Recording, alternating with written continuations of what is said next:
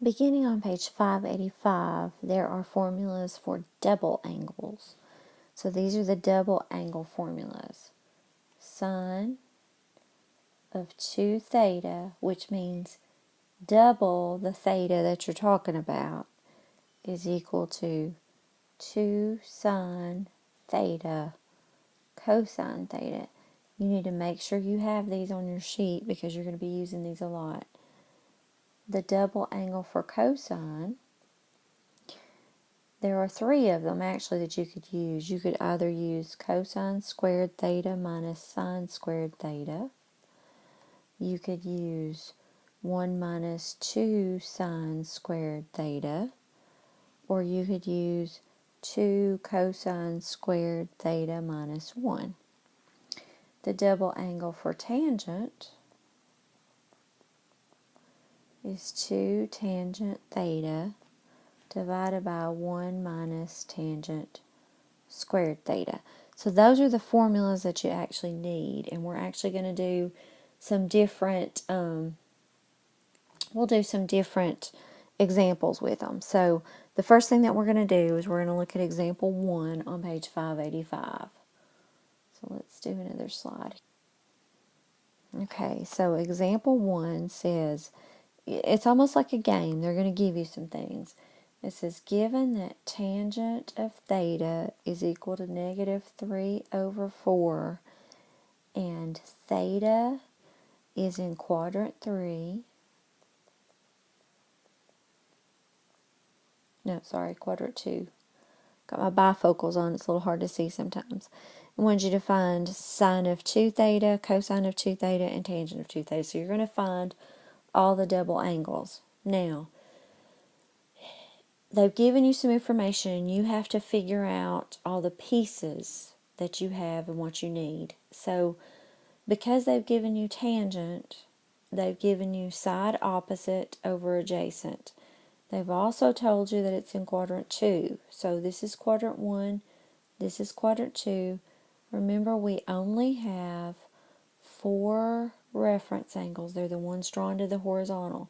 And we only have 4 angles. So this is the one that we're talking about. Since it's tangent, from my angle that I have, it's side opposite over adjacent of that triangle.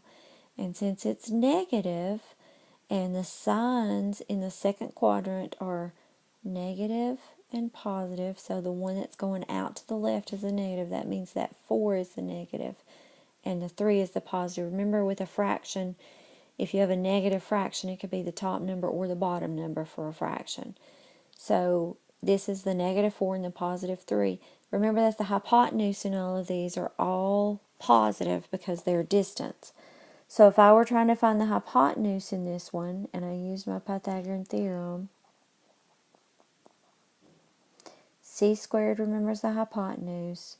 A squared and b squared are either leg, so we're just going to substitute those in there.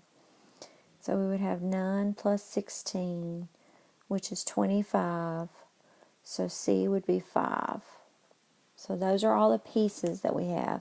Now, when we want to find or use our formulas to find sine 2 theta, cosine 2 theta, and tangent 2 theta, we just need to be able to substitute into those formulas. So, let's just do another one here, another slide. Here's my triangle that I have.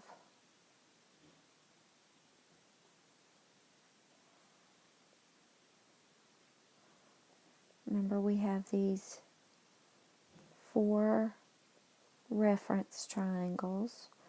So in the triangle that we were looking at, maybe I should draw it this way so that you don't get confused since it's heading that way on our little drawing. We have a negative 4, we have a positive 3, and we have a 5. So if we were trying to find sine, we would have 3 over 5. Cosine would be negative 4 over 5. And we've already been given tangent, which is negative 3 over 4. Okay, so we've got to substitute in the formulas. And sine of 2 theta is 2 sine theta times cosine theta. So all you have to do is take these two numbers that you already have. Let's see if I've got room up here to write this. Sine 2 theta on your sheet says 2 sine theta times cosine theta. I know sine theta, which is 3/5, and I know cosine theta, which is negative 4/5. You're going to be doing multiplication of fractions.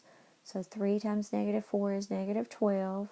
Negative 12, this is 2 over 1, so negative 12 times 2 is negative 24. And 5 times 5 is 25. So that is sine 2 theta.